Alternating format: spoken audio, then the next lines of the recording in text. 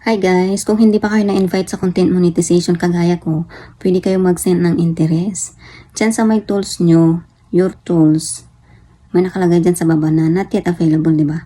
I-check nyo kung lumabas na dyan yung content monetization. Tapos, ipindot nyo yan, may makikita kayong, ipindot nyo yung arrow, di ba? May makikita kayong I'm interested. Tapos, learn. Ipipindot nyo ngayon yung I'm interested. Pagkapindot nyo ng content monetization, may makikita kayo dyan na ganyan. Let us know if you are interested in this program. Dyan magsulat kayo na parang interested kayo na gusto nyong magka-content monetization. Gusto nyong makuha yung content monetization tools.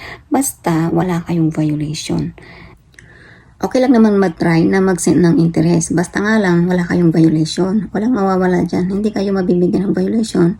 Pero ang sabi dyan, either i-accept na, either ibibigay sa'yo ang tools na yan or hindi. Okay lang, pwede mo ulitin after 3 months, ganun. Huwag kang paulit-ulit kasi magiging spam yan. Yan ang sabi sa akin, Meta. Kung hindi ka nabigyan after 1 month, maghintay ka 1 to 3 months, ganun. Pwede ka ulit mag-send ng interest. Huwag lang everyday nagsesend ka kasi magiging ano yan, spam.